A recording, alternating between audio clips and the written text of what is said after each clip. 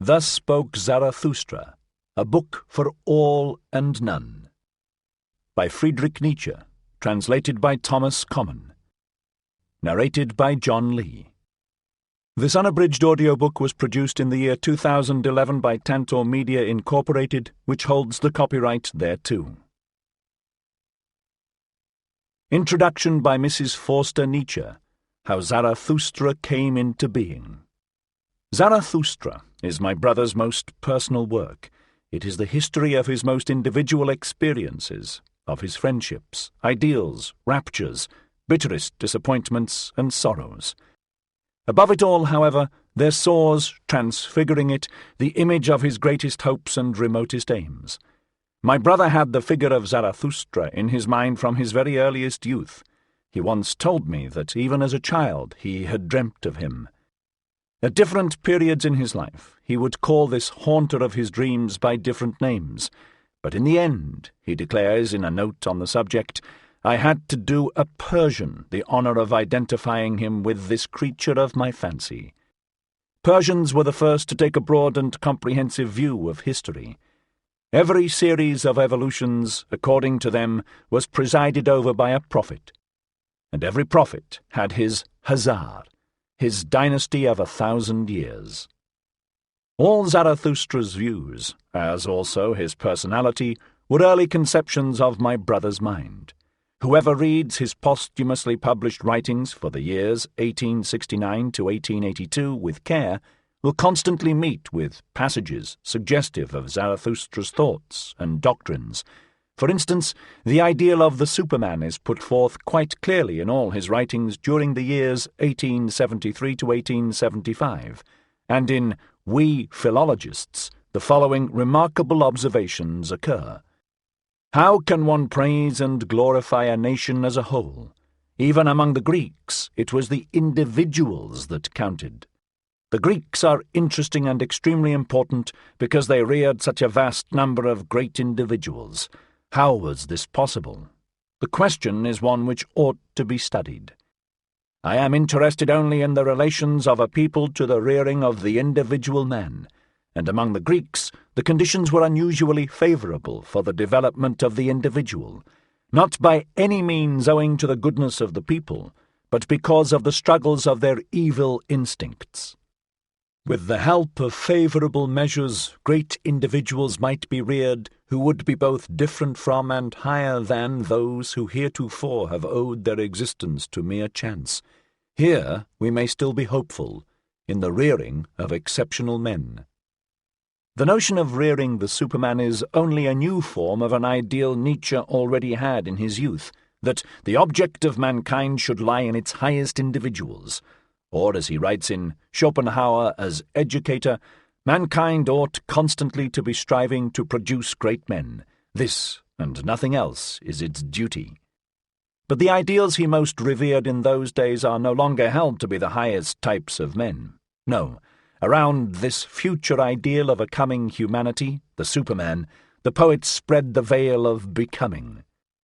Who can tell to what glorious heights man can still ascend?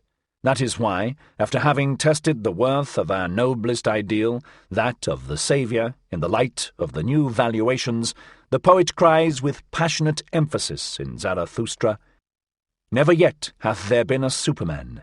Naked have I seen both of them, the greatest and the smallest man. All too similar are they still to each other. Verily even the greatest found I all too human. The phrase, the rearing of the Superman, has very often been misunderstood. By the word rearing, in this case, is meant the act of modifying by means of new and higher values, values which, as laws and guides of conduct and opinion, are now to rule over mankind. In general, the doctrine of the Superman can only be understood correctly in conjunction with other ideas of the authors, such as the order of rank, the will to power, and the transvaluation of all values. He assumes that Christianity, as a product of the resentment of the botched and the weak, has put in ban all that is beautiful, strong, proud, and powerful, in fact all the qualities resulting from strength, and that, in consequence, all forces which tend to promote or elevate life have been seriously undermined. Now, however, a new table of valuations must be placed over mankind, namely, that of the strong, mighty, and magnificent man, overflowing with life and elevated to his zenith, the Superman, who is now put before us with overpowering passion as the aim of our life, hope, and will. And just as the old system of valuing, which only extolled the qualities favourable to the weak, the suffering, and the oppressed, has succeeded in producing a weak, suffering, and modern race, so this new and reversed system of valuing ought to rear a healthy, strong, lively, and courageous type, which would be a glory to life itself.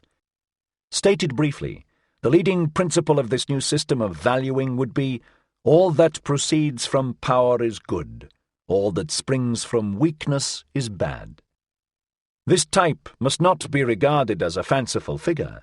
It is not a nebulous hope which is to be realized at some indefinitely remote period, thousands of years hence, nor is it a new species, in the Darwinian sense, of which we can know nothing, and which it would therefore be somewhat absurd to strive after. But it is meant to be a possibility which men of the present could realize with all their spiritual and physical energies, provided they adopted the new values. The author of Zarathustra never lost sight of that egregious example of a transvaluation of all values through Christianity, whereby the whole of the deified mode of life and thought of the Greeks, as well as strong Romedom, was almost annihilated or transvalued in a comparatively short time. Could not a rejuvenated Greco-Roman system of valuing, once it had been refined and made more profound by the schooling which 2,000 years of Christianity had provided, effect another such revolution within a calculable period of time, until that glorious type of manhood shall finally appear which is to be our new faith and hope, and in the creation of which Zarathustra exhorts us to participate? In his private notes on the subject, the author uses the expression Superman, always in the singular, by the by, as signifying the most thoroughly well-constituted type, as opposed to modern man. Above all, however, he designates Zarathustra himself as an example of the Superman. In Ecce Homo, he is careful to enlighten us concerning the precursors and prerequisites to the advent of this highest type, in referring to a certain passage in The Gay Science. In order to understand this type, we must first be quite clear in regard to the leading physiological condition on which it depends. This condition is what I call great healthiness. I know not how to express my meaning more plainly or more personally than I have done already in one of the last chapters, aphorism 382 of the 5th book of the Gaia Scienza. We, the new, the nameless, the hard to understand, it says there, we firstlings of a yet untried future, we require for a new end also a new means, namely a new healthiness, stronger, sharper, tougher, bolder, and merrier than all healthiness hitherto. He whose soul longeth to experience the whole range of hitherto recognized values and desirabilities, and to circumnavigate all the coasts of this ideal Mediterranean Sea, who, from the adventures of his most personal experience, wants to know how it feels to be a conqueror and discoverer of the ideal, as likewise how it is with the artist, the saint, the legislator, the sage, the scholar, the devotee, the prophet, and the godly nonconformist of the old style, requires one thing above all for that purpose, great healthiness. Such healthiness as one not only possesses, but also constantly acquires and must acquire, because one unceasingly sacrifices it again, and must sacrifice it. And now, after having been long on the way in this fashion, we Argonauts of the ideal, more courageous perhaps than prudent, and often enough shipwrecked and brought to grief, nevertheless dangerously healthy, always healthy again, it would seem as if, in recompense for it all, that we have a still undiscovered country before us, the boundaries of which no one has yet seen, a beyond to all countries and corners of the ideal known hitherto, a world so overrich in the beautiful, the strange, the questionable, the frightful, and the divine, that our curiosity, as well as our thirst for possession thereof, have got out of hand. Alas, that nothing will now any longer satisfy us. How could we still be content with the man of the present day, after such outlooks, and with such a craving in our conscience and consciousness? Sad enough. But it is unavoidable that we should look on the worthiest aims and hopes of the man of the present day with ill-concealed amusement, and perhaps should no longer look at them. Another ideal runs on before us, a strange, tempting ideal full of danger, to which we should not like to persuade anyone, because we do not so readily acknowledge anyone's right thereto.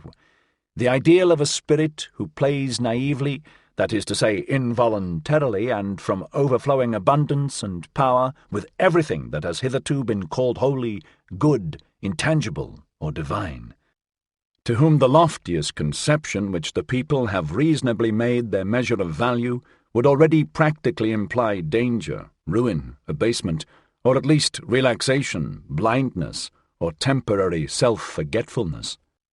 The ideal of a humanly superhuman welfare and benevolence, which will often enough appear inhuman, for example, when put alongside of all past seriousness on earth, and alongside of all past solemnities in bearing, word, tone, look, morality, and pursuit as their truest involuntary parody, and with which, nevertheless, perhaps the great seriousness only commences when the proper interrogative mark is set up, the fate of the soul changes, the hour hand moves, and tragedy begins. Although the figure of Zarathustra and a large number of the leading thoughts in this work had appeared much earlier in the dreams and writings of the author, Thus Spake Zarathustra did not actually come into being until the month of August 1881 in Sils Maria, and it was the idea of the eternal recurrence of all things which finally induced my brother to set forth his new views in poetic language. In regard to his first conception of this idea, his autobiographical sketch, Ecce Homo, written in the autumn of 1888, contains the following passage. The fundamental idea of my work, namely the eternal recurrence of all things, this highest of all possible formulae of a yea-saying philosophy, first occurred to me in August 1881. I made a note of the thought on a sheet of paper, and with the postscript 6,000 feet beyond men and time. That day I happened to be wandering through the woods alongside the lake of Silvaplana, and I halted beside a huge, pyramidal and towering rock not far from Surlai. It was then that the thought struck me. Looking back now, I find that exactly 2 months previous to this inspiration, I had had an omen of its coming in the form of a sudden and decisive alteration in my tastes, more particularly in music. It would even be possible to consider all Zarathustra as a musical composition. At all events, a very necessary condition in its production was a renaissance in myself of the art of hearing. In a small mountain resort, Recoaro, near Vicenza, where I spent the spring of 1881, I and my friend and maestro, Peter Gast, also one who had been born again, discovered that the phoenix music that hovered over us wore lighter and brighter plumes than it had done theretofore. During the month of August 1881, my brother resolved to reveal the teaching of the eternal recurrence in dithyrambic and psalmodic form through the mouth of Zarathustra. Among the notes of this period, we found a page on which is written the first definite plan of Thus Spake Zarathustra. Midday and eternity, guideposts to a new way of living. Beneath this is written, Zarathustra, born on Lake Urmi, left his home in his 30th year, went into the province of Arya, and during 10 years of solitude in the mountains composed the Zend Avesta. The sun of knowledge stands once more at midday, and the serpent of eternity lies coiled in its light. It is your time, ye midday brethren. In that summer of 1881, my brother, after many years of steadily declining health, began at last to rally, and it is to this first gush of the recovery of his once splendid bodily condition that we owe not only the gay science, which in its mood may be regarded as a prelude to Zarathustra, but also Zarathustra itself. Just as he was beginning to recuperate his health, however, an unkind destiny brought him a number of most painful personal experiences. His friends caused him many disappointments, which were the more bitter to him inasmuch as he regarded friendship as such a sacred institution. And for the first time in his life, he realized the whole horror of that loneliness to which perhaps all greatness is condemned. But to be forsaken is something very different from deliberately choosing blessed loneliness. How he longed, in those days, for the ideal friend who would thoroughly understand him, to whom he would be able to say all, and whom he imagined he had found at various periods in his life from his earliest youth onwards. Now, however, that the way he had chosen grew ever more perilous and steep, he found nobody who could follow him. He therefore created a perfect friend for himself in the ideal form of a majestic philosopher, and made this creation the preacher of his gospel to the world. Whether my brother would ever have written Thus Spake Zarathustra, according to the first plan sketched in the summer of 1881, if he had not had the disappointments already referred to, is now an idle question. But perhaps where Zarathustra is concerned, we may also say, with Master Eckhart, the fleetest beast to bear you to perfection is suffering. My brother writes as follows about the origin of the first part of Zarathustra. In the winter of 1882 to 1883, I was living on the charming little Gulf of Rapallo, not far from Genoa, and between Chiavari and Cape Portofino. My health was not very good. The winter was cold and exceptionally rainy, and the small inn in which I lived was so close to the water that at night my sleep would be disturbed if the sea were high. These circumstances were surely the very reverse of favourable. And yet in spite of it all, and as if in demonstration of my belief that everything decisive comes to life in spite of every obstacle, it was precisely during this winter and in the midst of these unfavourable circumstances that my Zarathustra originated. In the morning I used to start out in a southerly direction up the glorious road to Zoagli, which rises aloft through a forest of pines, and gives one a view far out into the sea. In the afternoon, as often as my health permitted, I walked round the whole bay from Santa Margherita to beyond Portofino. This spot was all the more interesting to me, inasmuch as it was so dearly loved by the Emperor Friedrich III. In the autumn of 1886, I chanced to be there again, when he was revisiting this small forgotten world of happiness for the last time. It was on these two roads that all Zarathustra came to me, above all Zarathustra himself as a type.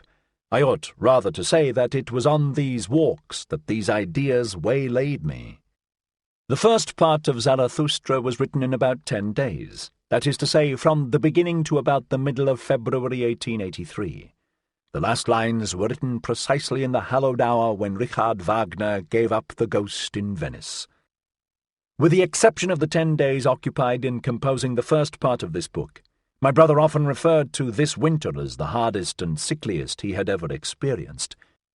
He did not, however, mean thereby that his former disorders were troubling him, but that he was suffering from a severe attack of influenza, which he had caught in Santa Margherita, and which tormented him for several weeks after his arrival in Genoa. As a matter of fact, however, what he complained of most was his spiritual condition, that indescribable forsakenness, to which he gives such heart-rending expression in Zarathustra. Even the reception which the first part met with at the hands of friends and acquaintances was extremely disheartening, for almost all those to whom he presented copies of the work misunderstood it. I found no one ripe for many of my thoughts. The case of Zarathustra proves that one can speak with the utmost clearness, and yet not be heard by anyone. My brother was very much discouraged by the feebleness of the response he was given, and as he was striving just then to give up the practice of taking hydrate of chloral, a drug he had begun to take while ill with influenza, the following spring, spent in Rome, was a somewhat gloomy one for him. He writes about it as follows. I spent a melancholy spring in Rome, where I only just managed to live, and this was no easy matter. This city, which is absolutely unsuited to the poet-author of Zarathustra, and for the choice of which I was not responsible, made me inordinately miserable. I tried to leave it. I wanted to go to Aquila, the opposite of Rome in every respect, and actually founded in a spirit of enmity towards that city, just as I also shall found a city some day, as a memento of an atheist and genuine enemy of the Church, a person very closely related to me, the great Hohenstaufen, the Emperor Friedrich II. But fate lay behind it all. I had to return again to Rome. In the end I was obliged to be satisfied with the Piazza Barberini, after I had exerted myself in vain to find an anti-Christian quarter.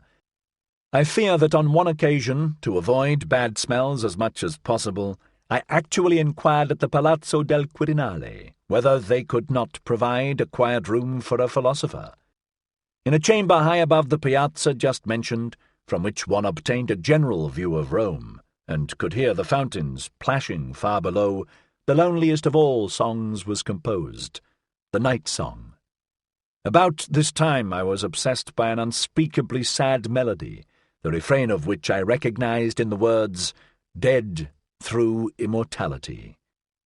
We remained somewhat too long in Rome that spring, and what with the effect of the increasing heat and the discouraging circumstances already described, my brother resolved not to write any more, or in any case not to proceed with Zarathustra, although I offered to relieve him of all trouble in connection with the proofs and the publisher. When, however, we returned to Switzerland towards the end of June, and he found himself once more in the familiar and exhilarating air of the mountains, all his joyous creative powers revived, and in a note to me, announcing the dispatch of some manuscript, he wrote as follows: "I have engaged a place here for 3 months. Forsooth, I am the greatest fool to allow my courage to be sapped from me by the climate of Italy. Now and again I am troubled by the thought, what next? My future is the darkest thing in the world to me. But as there still remains a great deal for me to do, I suppose I ought rather to think of doing this than of my future, and leave the rest to thee and the gods." The second part of Zarathustra was written between the 26th of June and the 6th of July. This summer, finding myself once more in the sacred place where the first thought of Zarathustra flashed across my mind, I conceived the second part. 10 days sufficed. Neither for the second, the first, nor the third part have I required a day longer. He often used to speak of the ecstatic mood in which he wrote Zarathustra, how in his walks over hill and dale the ideas would crowd into his mind, and how he would note them down hastily in a notebook, from which he would transcribe them on his return, sometimes working till midnight. He says in a letter to me, "You can have no idea of the vehemence of such composition," and in Ecce Homo, autumn 1888, he describes as follows, with passionate enthusiasm, the incomparable mood in which he created Zarathustra. Has anyone at the end of the 19th century any distinct notion of what poets of a stronger age understood by the word inspiration? If not, I will describe it. If one had the smallest vestige of superstition in one, it would hardly be possible to set aside completely the idea that one is the mere incarnation, mouthpiece, or medium of an almighty power. The idea of revelation, in the sense that something becomes suddenly visible and audible with indescribable certainty and accuracy, which profoundly convulses and upsets one, describes simply the matter of fact. One hears. One does not seek. One takes. One does not ask who gives. A thought suddenly flashes up like lightning. It comes with necessity, unhesitatingly. I have never had any choice in the matter. There is an ecstasy such that the immense strain of it is sometimes relaxed by a flood of tears, along with which one's steps either rush or involuntarily lag alternately. There is the feeling that one is completely out of hand with the very distinct consciousness of an endless number of fine thrills and quiverings to the very toes. There is a depth of happiness, in which the painfulest and gloomiest do not operate as antitheses, but as conditioned, as demanded in the sense of necessary shades of colour in such an overflow of light.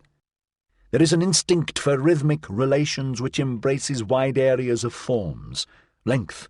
The need of a wide-embracing rhythm is almost the measure of the force of an inspiration, a sort of counterpart to its pressure and tension.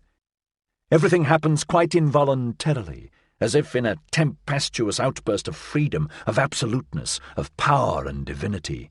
The involuntariness of the figures and similes is the most remarkable thing. One loses all perception of what constitutes the figure and what constitutes the simile. Everything seems to present itself as the readiest, the correctest, and the simplest means of expression. It actually seems, to use one of Zarathustra's own phrases, as if all things came unto one, and would fain be similes. Here do all things come caressingly to thy talk and flatter thee, for they want to ride upon thy back. On every simile dost thou here ride to every truth. Here fly open unto thee all being's words and word cabinets. Here all being wanteth to become words. Here all becoming wanteth to learn of thee how to talk. This is my experience of inspiration. I do not doubt, but that one would have to go back thousands of years in order to find someone who could say to me, "It is mine also." In the autumn of 1883, my brother left the Engadine for Germany and stayed there a few weeks. In the following winter, after wandering somewhat erratically through Stresa, Genoa, and Spezia, he landed in Nice, where the climate so happily promoted his creative powers that he wrote the third part of Zarathustra. In the winter, beneath the halcyon sky of Nice, which then looked down upon me for the first time in my life, I found the third Zarathustra, and came to the end of my task. The whole having occupied me scarcely a year. Many hidden corners and heights in the landscapes round about Nice are hallowed to me by unforgettable moments. That decisive chapter entitled Old and New Tables was composed in the very difficult ascent from the station to Eza, that wonderful Moorish village in the rocks. My most creative moments were always accompanied by unusual muscular activity. The body is inspired. Let us waive the question of the soul. I might often have been seen dancing in those days. Without a suggestion of fatigue, I could then walk for 7 or 8 hours on end among the hills. I slept well and laughed well. I was perfectly robust and patient. As we have seen, each of the 3 parts of Zarathustra was written, after a more or less short period of preparation, in about 10 days. The composition of the 4th part alone was broken by occasional interruptions. The first notes relating to this part were written while he and I were staying together in Zurich in September 1884. In the following November, while staying at Mentone, he began to elaborate these notes, and after a long pause, finished the manuscript at Nice between the end of January and the middle of February 1885. My brother then called this part the 4th and last, but even before, and shortly after it had been privately printed, he wrote to me saying that he still intended writing a 5th and 6th part, and notes relating to these parts are now in my possession. This 4th part, the original manuscript of which contains this note, only for my friends, not for the public, is written in a particularly personal spirit, and those few to whom he presented a copy of it, he pledged to the strictest secrecy concerning its contents. He often thought of making this 4th part public also, but doubted whether he would ever be able to do so without considerably altering certain portions of it. At all events, he resolved to distribute this manuscript production, of which only 40 copies were printed, only among those who had proved themselves worthy of it, and it speaks eloquently of his utter loneliness and need of sympathy in those days that he had occasion to present only 7 copies of his book, according to this resolution. Already at the beginning of this history, I hinted at the reasons which led my brother to select a Persian as the incarnation of his ideal of the majestic philosopher. His reasons, however, for choosing Zarathustra, of all others, to be his mouthpiece, he gives us in the following words. People have never asked me, as they should have done, what the name Zarathustra precisely means in my mouth, in the mouth of the first immoralist. For what distinguishes that philosopher from all others in the past is the very fact that he was exactly the reverse of an immoralist. Zarathustra was the first to see in the struggle between good and evil the essential wheel in the working of things, the translation of morality into the metaphysical as force, cause, end in itself, was his work. But the very question suggests its own answer. Zarathustra created the most portentous error, morality. Consequently, he should also be the first to perceive that error, not only because he has had longer and greater experience of the subject than any other thinker. All history is the experimental refutation of the theory of the so-called moral order of things. The more important point is that Zarathustra was more truthful than any other thinker. In his teaching alone do we meet with truthfulness upheld as the highest virtue, that is, the reverse of the cowardice of the idealist who flees from reality. Zarathustra had more courage in his body than any other thinker before or after him. To tell the truth and to aim straight, that is the first Persian virtue. Am I understood? The overcoming of morality through itself, through truthfulness, the overcoming of the moralist through his opposite, through me, that is what the name Zarathustra means in my mouth. Elizabeth Forster Nietzsche. Nietzsche Archives, Weimar, December 1905. First part. Zarathustra's Prologue. 1. When Zarathustra was 30 years old, he left his home and the lake of his home, and went into the mountains. There he enjoyed his spirit and solitude, and for 10 years did not weary of it. But at last his heart changed, and rising one morning with the rosy dawn, he went before the sun, and spake thus unto it: Thou great star, what would be thy happiness if thou hadst not those for whom thou shinest? For 10 years hast thou climbed hither unto my cave.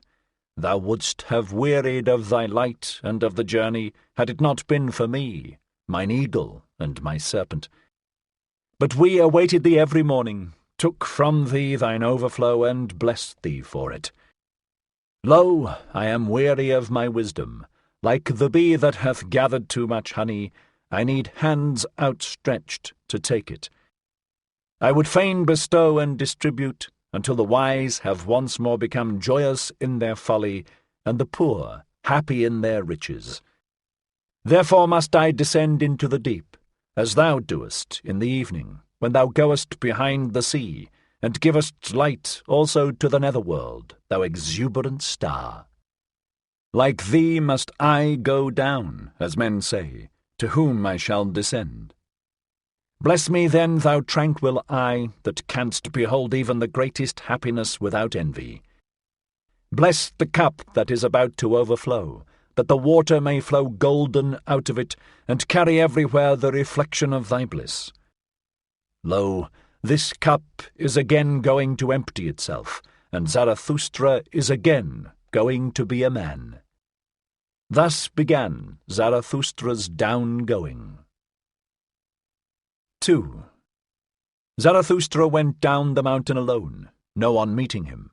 When he entered the forest, however, there suddenly stood before him an old man, who had left his holy cot to seek roots, and thus spake the old man to Zarathustra: No stranger to me is this wanderer. Many years ago passed he by. Zarathustra he was called, but he hath altered. Then thou carriedst thine ashes into the mountains. Wilt thou now carry thy fire into the valleys? Fearest thou not the incendiary's doom? Yea, I recognize Zarathustra. Pure is his eye, and no loathing lurketh about his mouth. Goeth he not along like a dancer? Altered is Zarathustra. A child hath Zarathustra become. An awakened one is Zarathustra. What wilt thou do in the land of the sleepers? As in the sea hast thou lived in solitude, and it hath borne thee up. Alas, wilt thou now go ashore? Alas, wilt thou again drag thy body thyself? Zarathustra answered, I love mankind. Why, said the saint, did I go into the forest and the desert? Was it not because I loved men far too well? Now I love God. Men I do not love. Man is a thing too imperfect for me. Love to man would be fatal to me. Zarathustra answered, What spake I of love? I am bringing gifts unto men. Give them nothing, said the saint. Take rather part of their load, and carry it along with them. That will be most agreeable unto them, if only it be agreeable unto thee. If, however, thou wilt give unto them, give them no more than an alms, and let them also beg for it. No, replied Zarathustra, I give no alms. I am not poor enough for that. The saint laughed at Zarathustra, and spake thus, Then see to it that they accept thy treasures. They are distrustful of anchorites, and do not believe that we come with gifts.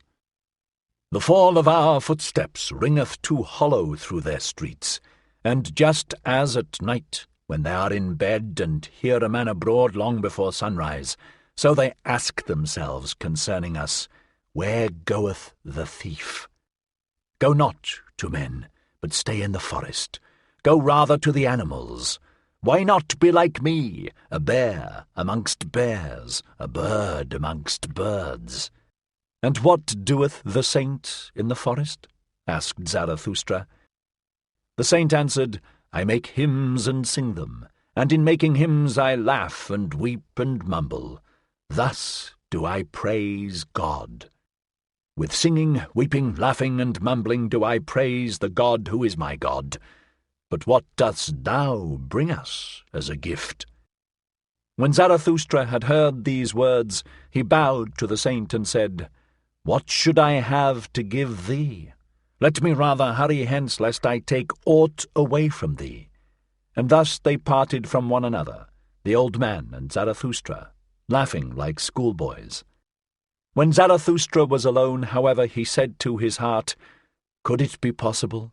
This old saint in the forest hath not yet heard of it, that God is dead. 3. When Zarathustra arrived at the nearest town which adjoineth the forest, he found many people assembled in the marketplace, for it had been announced that a rope-dancer would give a performance, and Zarathustra spake thus unto the people, I teach you the Superman. Man is something that is to be surpassed.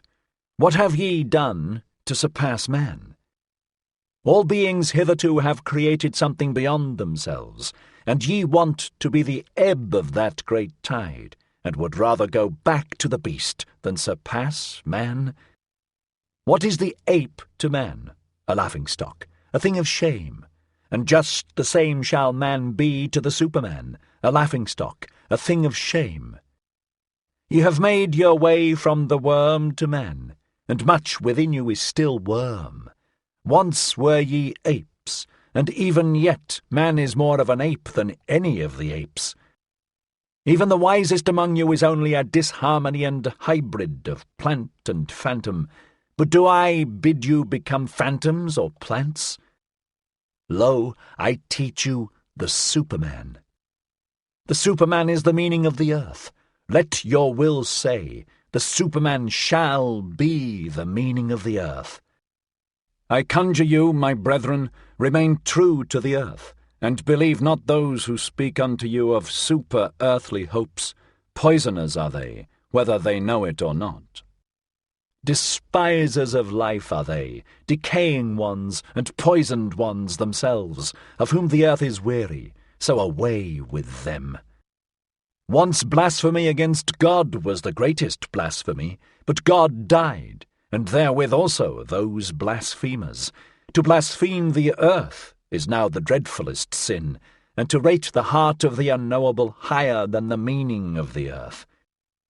Once the soul looked contemptuously on the body, and then that contempt was the supreme thing. The soul wished the body meagre, ghastly, and famished. Thus it thought to escape from the body and the earth.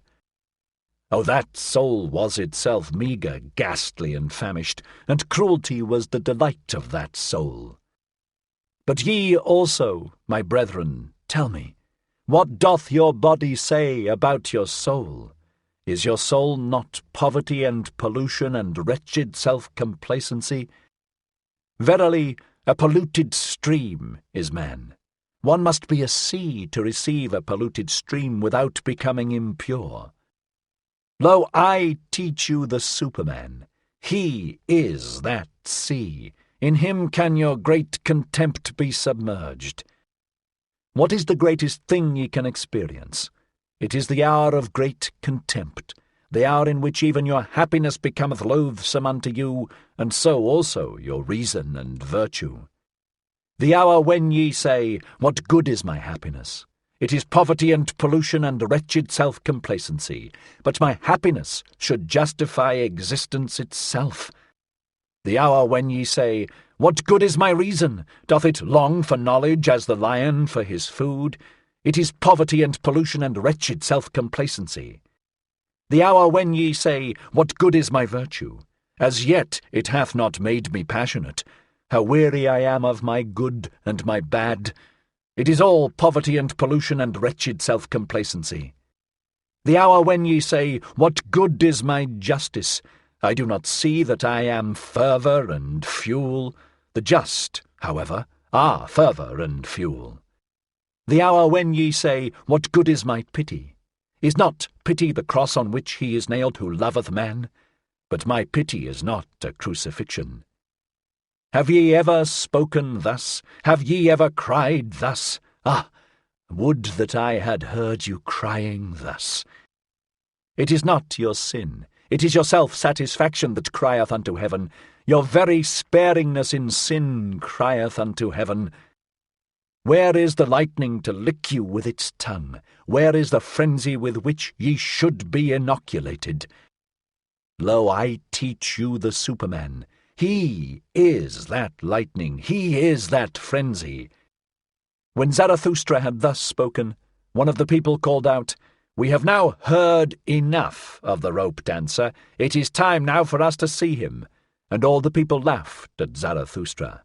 But the rope dancer, who thought the words applied to him, began his performance. 4. Zarathustra, however, looked at the people and wondered. Then he spake thus. Man is a rope stretched between the animal and the Superman, a rope over an abyss. A dangerous crossing, a dangerous wayfaring, a dangerous looking back, a dangerous trembling and halting. What is great in man is that he is a bridge and not a goal.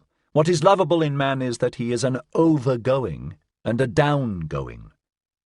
I love those that know not how to live except as downgoers, for they are the overgoers. I love the great despisers, because they are the great adorers, and arrows of longing for the other shore. I love those who do not first seek a reason beyond the stars for going down and being sacrifices, but sacrifice themselves to the earth, that the earth of the Superman may hereafter arrive. I love him who liveth in order to know, and seeketh to know in order that the Superman may hereafter live. Thus seeketh he his own downgoing. I love him who laboureth and inventeth, that he may build the house for the Superman, and prepare for him earth, animal, and plant, for thus seeketh he his own downgoing. I love him who loveth his virtue, for virtue is the will to downgoing, and an arrow of longing. I love him who reserveth no share of spirit for himself, but wanteth to be wholly the spirit of his virtue. Thus walketh he as spirit over the bridge. I love him who maketh his virtue his inclination and destiny.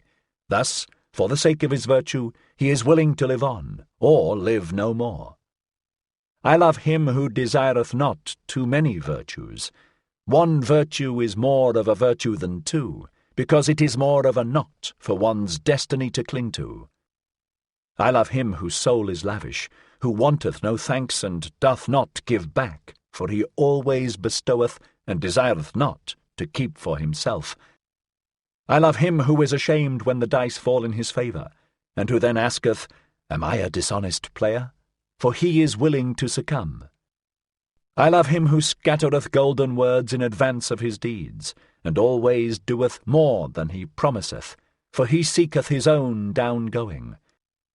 I love him who justifieth the future ones, and redeemeth the past ones, for he is willing to succumb through the present ones. I love him who chasteneth his God, because he loveth his God, for he must succumb through the wrath of his God. I love him whose soul is deep even in the wounding, and may succumb through a small matter. Thus goeth he willingly over the bridge. I love him whose soul is so overfull that he forgetteth himself, and all things are in him. Thus all things become his down-going. I love him who is of a free spirit and a free heart. Thus is his head only the bowels of his heart. His heart, however, causeth his down-going. I love all who are like heavy drops falling one by one out of the dark cloud that lowereth over man. They herald the coming of the lightning, and succumb as heralds. Lo, I am a herald of the lightning, and a heavy drop out of the cloud. The lightning, however, is the Superman. 5. When Zarathustra had spoken these words, he again looked at the people and was silent. There they stand, said he to his heart. There they laugh. They understand me not. I am not the mouth for these ears. Must one first batter their ears that they may learn to hear with their eyes? Must one clatter like kettledrums and penitential preachers, or do they only believe the stammerer? They have something whereof they are proud. What do they call it? That which maketh them proud. Culture, they call it. It distinguisheth them from the goatherds. They dislike, therefore, to hear of contempt of themselves. So I will appeal to their pride. I will speak unto them of the most contemptible thing. That, however, is the last man. And thus spake Zarathustra unto the people. It is time for man to fix his goal. It is time for man to plant the germ of his highest hope. Still is his soil rich enough for it, but that soil will one day be poor and exhausted, and no lofty tree will any longer be able to grow thereon. Alas, there cometh the time when man will no longer launch the arrow of his longing beyond man, and the string of his bow will have unlearned to whiz. I tell you, one must still have chaos in one to give birth to a dancing star. I tell you, ye have still chaos in you. Alas, there cometh the time when man will no longer give birth to any star. Alas, there cometh the time of the most despicable man, who can no longer despise himself. Lo, I show you the last man. What is love? What is creation? What is longing? What is a star? So asketh the last man, and blinketh. The earth hath then become small, and on it there hoppeth the last man who maketh everything small. His species is ineradicable like that of the ground flea. The last man liveth longest. We have discovered happiness, say the last men, and blink thereby. They have left the regions where it is hard to live, for they need warmth. One still loveth one's neighbour and rubbeth against him, for one needeth warmth. Turning ill and being distrustful, they consider sinful. They walk warily. He is a fool who still stumbleth over stones or men. A little poison now and then, that maketh pleasant dreams, and much poison at last for a pleasant death. One still worketh, for work is a pastime, but one is careful lest the pastime should hurt one. One no longer becometh poor or rich. Both are too burdensome. Who still wanteth to rule? Who still wanteth to obey? Both are too burdensome. No shepherd, and one heard. Everyone wanteth the same, everyone is equal. He who hath other sentiments goeth voluntarily into the madhouse. Formerly all the world was insane, say the subtlest of them, and blink thereby. They are clever and know all that hath happened, so there is no end to their raillery. People still fall out, but are soon reconciled. Otherwise it spoileth their stomachs. They have their little pleasures for the day, and their little pleasures for the night, but they have a regard for health. We have discovered happiness, say the last men, and blink thereby. And here ended the first discourse of Zarathustra, which is also called the prologue. For at this point the shouting and mirth of the multitude interrupted him. "Give us this last man, O Zarathustra," they called out. "Make us into these last men. Then will we make thee a present of the Superman." And all the people exulted and smacked their lips. Zarathustra, however, turned sad, and said to his heart, "They understand me not. I am not the mouth for these ears. Too long perhaps have I lived in the mountains, too much have I hearkened unto the brooks and trees. Now do I speak unto them as unto the goatherds. Calm is my soul, and clear, like the mountains in the morning. But they think me cold, and a mocker with terrible jests. And now do they look at me and laugh, and while they laugh they hate me too. There is ice in their laughter." 6. Then, however, something happened which made every mouth mute and every eye fixed. In the meantime, of course, the rope dancer had commenced his performance. He had come out at a little door, and was going along the rope which was stretched between two towers, so that it hung above the marketplace and the people. When he was just midway across, the little door opened once more, and a gaudily dressed fellow like a buffoon sprang out, and went rapidly after the first one. "Go on, halt-foot," cried his frightful voice. "Go on, lazy bones, interloper, sallow face, lest I tickle thee with my heel. What dost thou here between the towers? In the tower is the place for thee. Thou shouldst be locked up. To one better than thyself thou blockest the way." And with every word he came nearer and nearer the first one. When, however, he was but a step behind, there happened the frightful thing which made every mouth mute, and every eye fixed. He uttered a yell like a devil, and jumped over the other who was in his way. The latter, however, when he thus saw his rival triumph, lost at the same time his head and his footing on the rope. He threw his pole away, and shot downwards faster than it, like an eddy of arms and legs, into the depth. The marketplace and the people were like the sea when the storm cometh on. They all flew apart and in disorder, especially where the body was about to fall. Zarathustra, however, remained standing, and just beside him fell the body, badly injured and disfigured, but not yet dead. After a while consciousness returned to the shattered man, and he saw Zarathustra kneeling beside him. "What art thou doing there?" said he at last. "I knew long ago that the devil would trip me up. Now he draggeth me to hell. Wilt thou prevent him?" "On mine honour, my friend," answered Zarathustra, "there is nothing of all that whereof thou speakest. There is no devil, and no hell. Thy soul will be dead even sooner than thy body. Fear, therefore, nothing any more." The man looked up distrustfully. "If thou speakest the truth," said he, "I lose nothing when I lose my life. I am not much more than an animal which hath been taught to dance by blows and scanty fare." "Not at all," said Zarathustra. "Thou hast made danger thy calling. Therein there is nothing contemptible. Now thou perishest by thy calling. Therefore will I bury thee with mine own hands."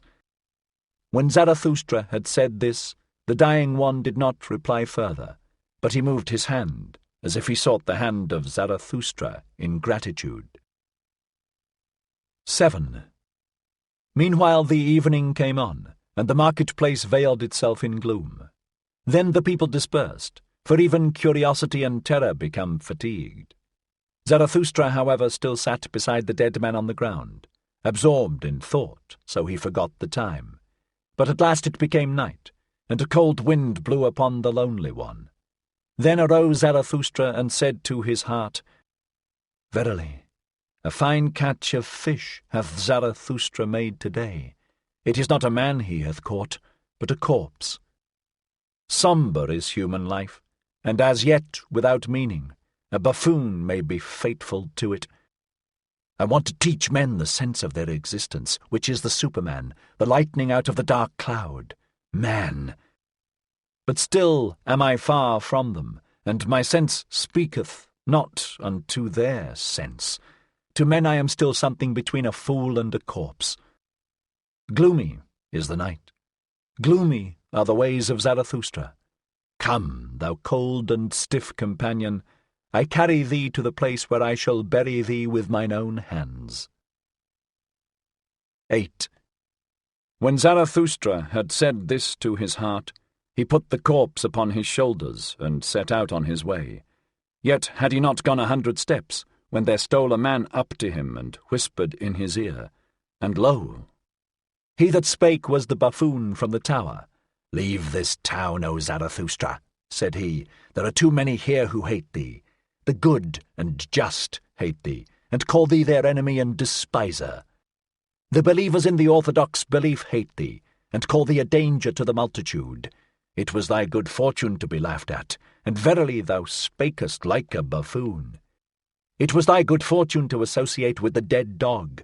By so humiliating thyself, thou hast saved thy life today.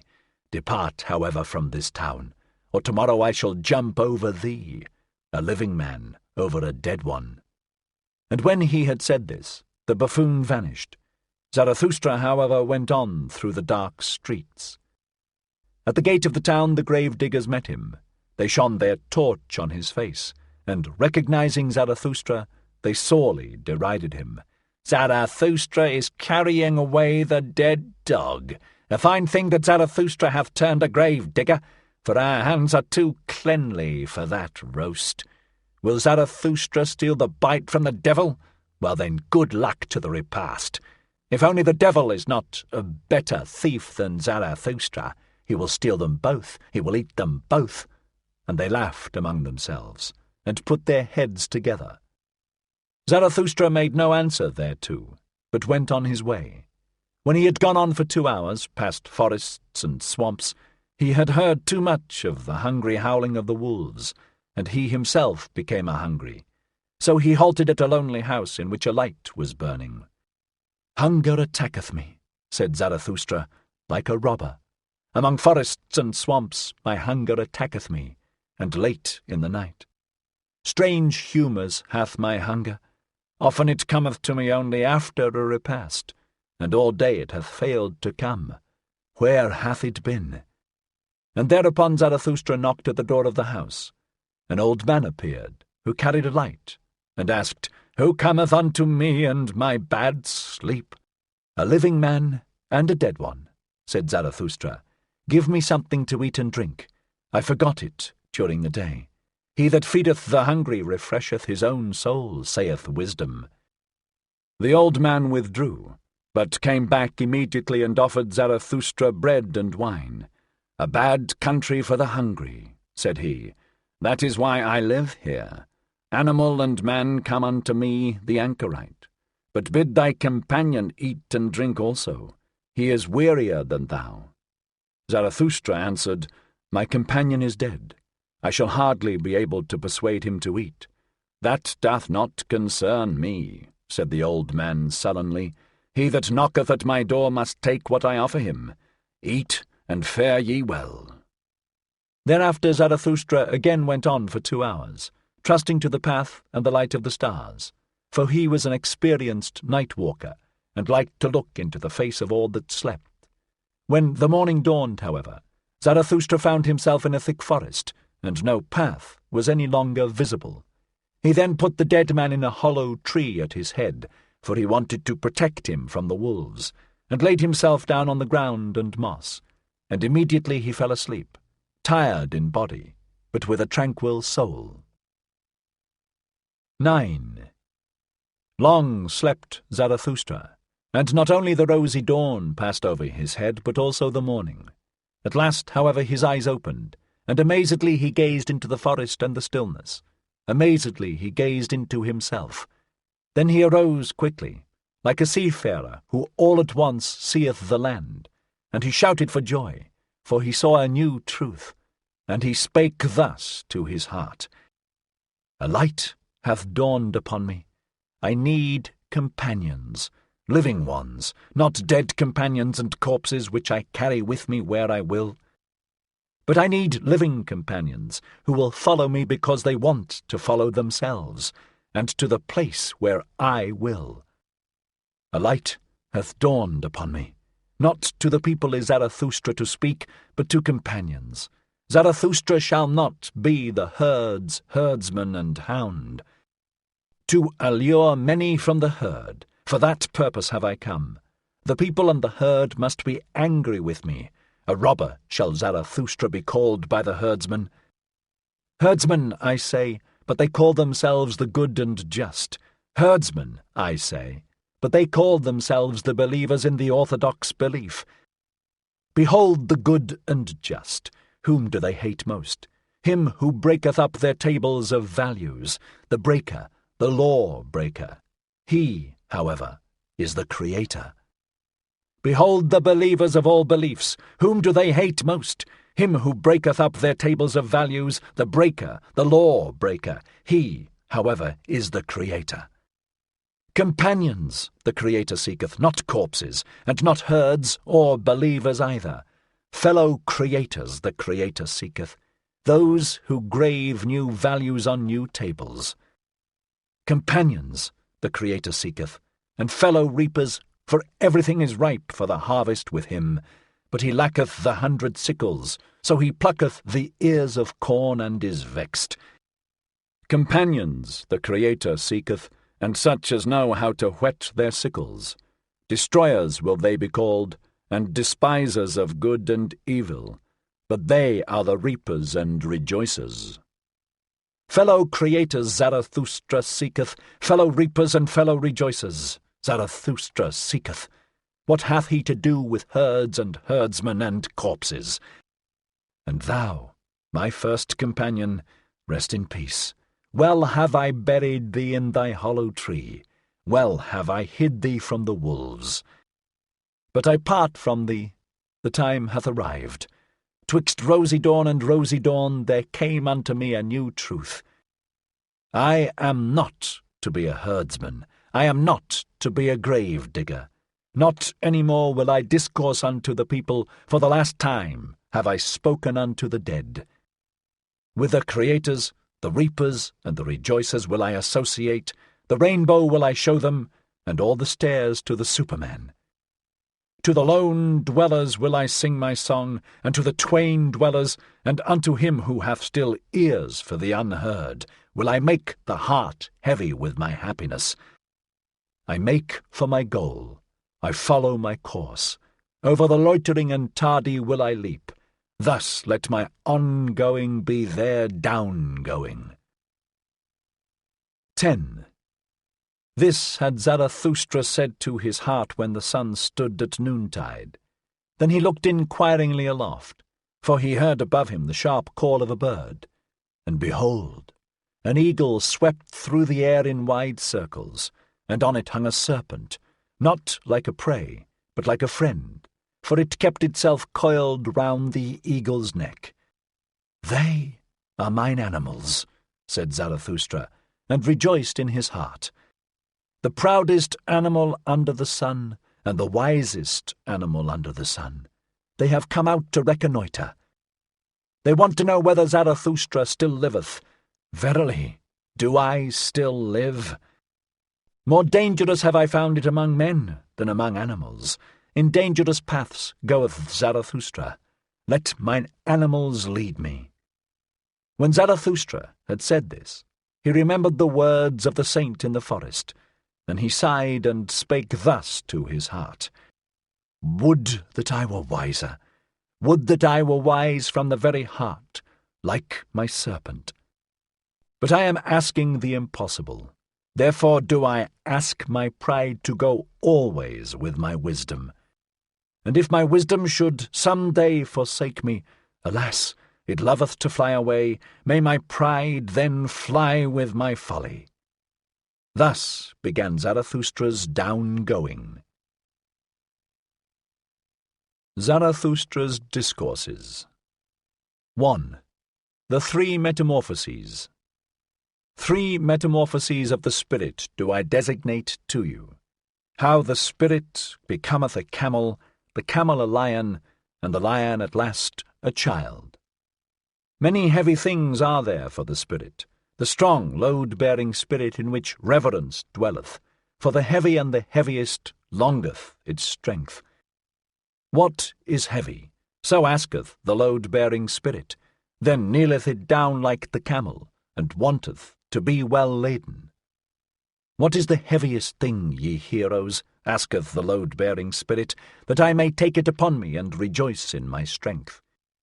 Is it not this, to humiliate oneself in order to mortify one's pride, to exhibit one's folly in order to mock at one's wisdom? Or is it this, to desert our cause when it celebrateth its triumph, to ascend high mountains, to tempt the tempter? Or is it this, to feed on the acorns and grass of knowledge, and for the sake of truth to suffer hunger of soul? Or is it this, to be sick and dismiss comforters, and make friends of the deaf, who never hear thy requests? Or is it this, to go into foul water when it is the water of truth, and not disclaim cold frogs and hot toads? Or is it this, to love those who despise us, and give one's hand to the phantom when it is going to frighten us? All these heaviest things the load-bearing spirit taketh upon itself, and, like the camel, which, when laden, hasteneth into the wilderness, so hasteneth the spirit into its wilderness. But in the loneliest wilderness happeneth the second metamorphosis. Here the spirit becometh a lion. Freedom will it capture, and lordship in its own wilderness. Its last lord it here seeketh. Hostile will it be to him, and to its last god. For victory will it struggle with the great dragon. What is the great dragon which the spirit is no longer inclined to call Lord and God? Thou shalt is the great dragon called, but the spirit of the lion saith, I will. Thou shalt lieth in its path, sparkling with gold, a scale-covered beast, and on every scale glittereth golden, Thou shalt. The values of 1,000 years glitter on those scales, and thus speaketh the mightiest of all dragons, All the values of things glitter on me. All values have already been created, and all created values do I represent. Verily there shall be no I will any more. Thus speaketh the dragon. My brethren, wherefore is there need of the lion in the spirit? Why sufficeth not the beast of burden, which renounceth and is reverent? To create new values, that even the lion cannot yet accomplish, but to create itself freedom for new creating, that can the might of the lion do. To create itself freedom and give a holy nay, even unto duty, for that, my brethren, there is need of the lion. To assume the right to new values, that is the most formidable assumption for a load-bearing and reverent spirit. Verily, unto such a spirit it is praying, and the work of a beast of prey. At its holiest it once loved, thou shalt. Now it is forced to find illusion and arbitrariness, even in the holiest things, that it may capture freedom from its love. The lion is needed for this capture. But tell me, my brethren, what the child can do, which even the lion could not do. Why hath the praying lion still to become a child? Innocence is the child, and forgetfulness, a new beginning, a game, a self-rolling wheel, a first movement, a holy yea. Aye, for the game of creating, my brethren, there is needed a holy yea unto life. Its own will willeth now the spirit, his own world winneth the world's outcast. 3 metamorphoses of the spirit have I designated to you, how the spirit became a camel, the camel a lion, and the lion at last a child. Thus spake Zarathustra, and at that time he abode in the town which is called the Pied Cow.